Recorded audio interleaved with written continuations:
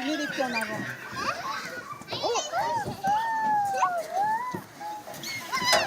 C'est le premier jour de classe pour Florian. Il découvre son école, le nouveau toboggan et surtout ses camarades. La majorité des enfants portent le t-shirt bleu turquoise de l'établissement. Une décision que Florian, sa maman, a dû lui expliquer. J'appréhendais un peu, je ne savais pas comment ça allait se passer au fait. Mais là, je vois qu'il s'adapte bien, il est content de venir.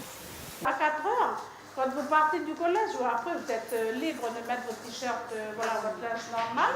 Mais quand vous venez ici à l'école, vous êtes... et quand vous sortez à l'extérieur de l'école, eh bien, vous êtes en maillot. Je veux dire, surtout le mercredi, quand on fait une petite balade au village, là, ça, il faut mettre l'uniforme.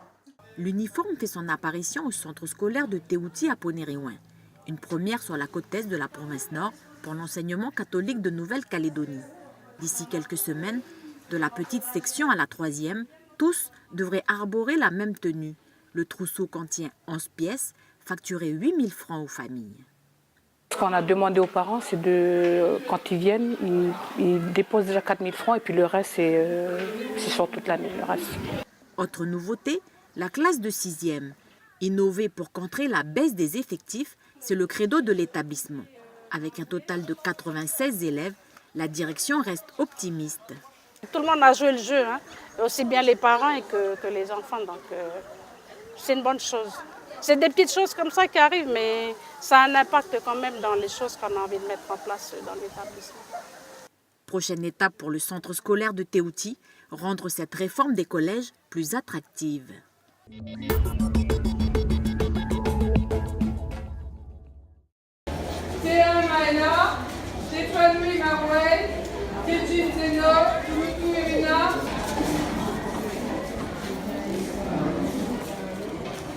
C'est dans la bibliothèque de l'école que cette classe de CE2 va débuter l'année à Tehari. L'effectif de la classe a été bloqué à 18 élèves par manque d'espace.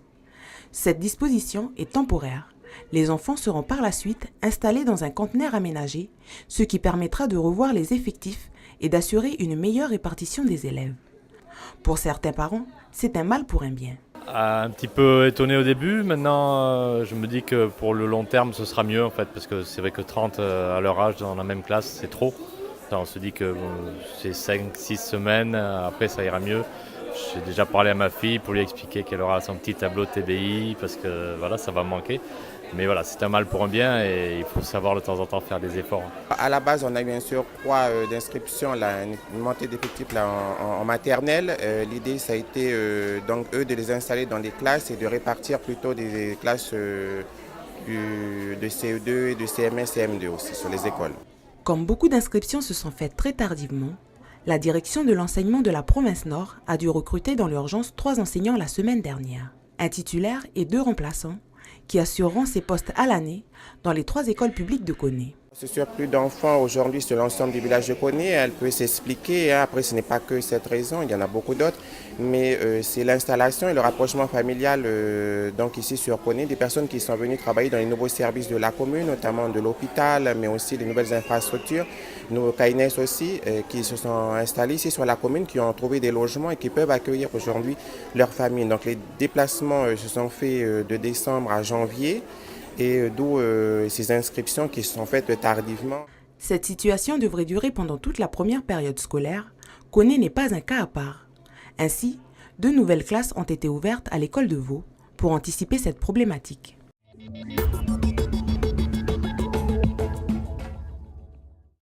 Ces 11 garçons et une fille ont passé leur bac maintenance industrielle et sont aujourd'hui en mention complémentaire hydraulique et pneumatique.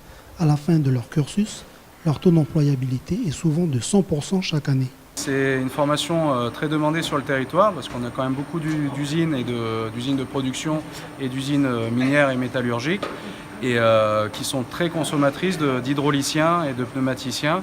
Et cette formation répond complètement aux besoins du territoire pour les entreprises en recrutement, en termes de recrutement, oui. Pour Océane, la formation en elle-même, mais surtout les stages en entreprise, argumentent ce constat. Il y a certains qui, après leur bac, ils ont des propositions des entreprises pour être embauchés ou être en CDD. Après, voilà, c'est pas tout le monde, mais quand ils voient que voilà, l'élève est impliqué dans son travail, voilà, leur donne une chance. Mais avec une économie dite en crise et des grands opérateurs miniers et métallurgiques perfusés à coups de crédit, certaines filières ressentent des impacts et s'inquiètent. Ben oui, ça fait un peu peur parce que voilà, on ne sait pas si on va pouvoir avoir du travail après nos nombreuses années d'études. Après voilà, ça reste à voir. Sur les bacs pro maintenance des équipements industriels, effectivement, on a ressenti un impact. Le secteur de la maintenance a été un des secteurs les plus touchés par la crise, moins que le BTP évidemment. Mais ça reste quand même une des filières très demandées. Et parce qu'on a un gros parc d'industrie en Calédonie, et c'est vraiment une chance. Et ce qui sauve aussi l'employabilité, c'est qu'en maintenance industrielle, nos élèves sont formés à l'électrotechnique, au pneumatique, à l'hydraulique, à la programmation, la robotique, la mécanique. Donc en fait, ils trouvent assez facilement du travail puisqu'ils sont très polyvalents. Pour le président du gouvernement du pays, en période de crise ou pas, le besoin de travailleurs qualifiés reste significatif. Mais il n'y a pas de réelle visibilité de ces besoins. Aussi bien pour les pouvoirs publics, l'enseignement, mais surtout pour ces jeunes étudiants. Il faut qu'on améliore la relation avec les entreprises, parce que les jeunes que j'ai interrogés ce matin, ils sont tous convaincus de la nécessité d'avoir des diplômes et des qualifications, mais ils ne connaissent toujours pas, y compris en classe prépa, quel sera le métier vers lequel ils iront plus tard. Ça veut dire qu'ils ont la méconnaissance des besoins des entreprises calédoniennes. M. Germain insiste en disant que la demande de travailleurs qualifiés n'émane pas seulement des grands opérateurs miniers ou électriques du pays, et qu'il faut donc que les pouvoirs publics, les instances de l'éducation, mais surtout toutes les entreprises jouent le jeu de cette visibilité. Là, on arrive un peu sur les heures de pointe. Alors, sur ce réservoir-là, on voit que le niveau il est déjà plus haut que la crépine, c'est-à-dire qu'elle est à un bon niveau, quoi. Là, on arrive bientôt sur les heures de pointe, je pense qu'il doit être bientôt 11 heures. Il est déjà bientôt midi presque. Normalement, l'année dernière, à cette heure-là, il n'y avait plus d'eau. Tout l'eau qui arrivait dans le réservoir partait dans la conduite de distribution. 1,50 m d'eau, ça représente plus de la moitié de ce réservoir de Malach. L'an dernier, le niveau n'atteignait même pas 1 mètre. Une amélioration due à l'installation fin 2017 de nouveaux compteurs d'eau dans les foyers du village de Poum. Ici, nous sommes chez un administré et Fabrice, le responsable AEP, se rend compte d'un petit souci. Ici, on va dire qu'il y a une petite fuite parce que la molette noire, elle continue de tourner. Tu vois? Donc c'est ce qu'on explique un peu aux administrés sur l'usage du compteur, c'est que eux, ça leur permet aussi de voir si chez eux, ils n'ont pas de fuite. Dessus, il y a quand même une petite fuite, tu vois? Ça tourne, la petite molette. Elle tourne, hein? C'est là-haut. Là-haut? Ah oui. Ce type de problème est très fréquent. Et aujourd'hui, c'est chez Donald qu'une fuite est repérée. L'installation des compteurs a mis en évidence de nombreuses surconsommations causées par de multiples fuites. Face à l'étendue du problème, la commune a fait le choix de les réparer. Des travaux qui ont contribué à maintenir un niveau d'eau stable. Et là, c'est la mamie, on est intervenu, on a changé le robinet, là. Les deux robinets, un pour la machine et puis un pour le robinet extérieur. Puis on a fait aussi un tuyau qui alimente aussi les toilettes. Là-bas, que la mamie avait demandé aussi. Donc voilà, c'est un peu ça aussi, c'est accompagner aussi les personnes dans le besoin qui n'ont pas forcément les moyens ni la compétence pour faire des réparations comme ça. Oui, je fais attention à l'eau, je ne fais pas de gaspillage. Je fais à l'eau quand on a fini d'utiliser. Quand il y a de la coupure d'eau, on est merdé. Ça, c'est les anciens... La tuyauterie d'avant, ça. Et maintenant, ils ont rajouté ça. Le PVC. Donc maintenant, on n'a plus de fuite depuis, avec un nouveau compteur aussi, qui marche bien maintenant. Et par rapport à voilà, ces réparations, ben, voilà, on a pu limiter maintenant, enfin, ne plus gaspiller l'eau, quoi. On voit maintenant que c'est bien réglé, quoi. Et est-ce que votre comportement par rapport à l'eau a changé? Oui, bien sûr. Maintenant, on ne gaspille plus l'eau. On pense surtout aux gens des îles parce que voilà, nous, ils n'ont pas d'eau et nous, on a le tuyau facile. Maintenant, ça va. Toutes les réparations faites chez les habitants auront coûté à la mairie de Poum plus de 3 millions de nos francs. Pour l'heure, les foyers reliés à ces compteurs payent un forfait trimestriel de 3 000 francs. En cours d'année, la facturation évoluera en fonction de la consommation.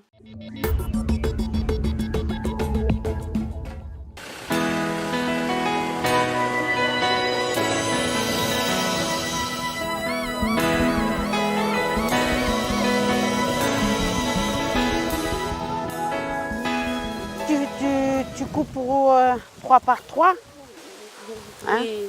3 par 3. Ok. On est à peu près une trentaine de bénévoles du Secours catholique.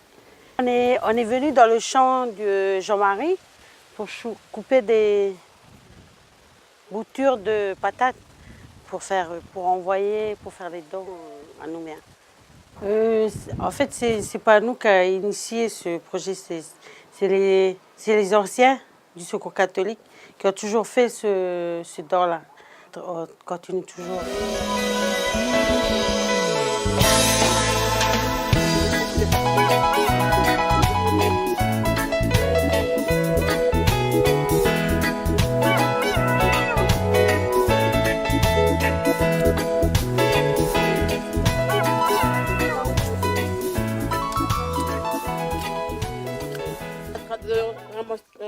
Faire des fois tout ce qu'on avait cherché depuis ce matin. Voilà. Là, on va mettre devant pour bien mettre dans les sacs de... ça, comme ça, là. Pour tout ranger dedans. Trier.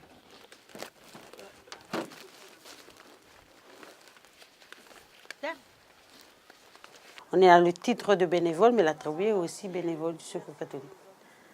C'est la joie de dire qu'on va faire du bien aux autres. Et puis, partager. Partager, c'est bien de partager.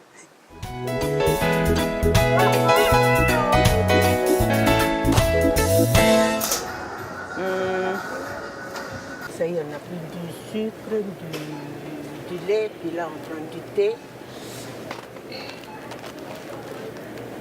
Des produits de première nécessité que vient acheter Véronique. Accompagnée par 2 amis, elles font des achats pour les habitants de l'île de Belep. Des dons qui seront déposés à la paroisse de Thiers.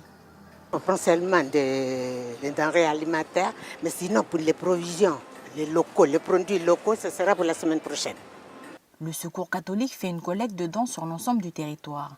Denrées alimentaires, vêtements ou encore matériaux de construction, l'association espère récolter le maximum. Les dons seront distribués sur les communes les plus nécessiteuses du Grand Nord de la Nouvelle-Calédonie. Quand j'ai vu hier les dégâts causés à Bondé, par exemple, je pense qu'on va essayer de faire en même temps. Belep, Bondé, Puebo. À partir de mardi de la semaine prochaine, je pense que le premier convoi fera route vers le nord. Mais si vous voyez là, autour de vous, des personnes qui ont perdu soit leur habitation, soit la vaisselle, soit les matelas, n'hésitez pas à le signaler.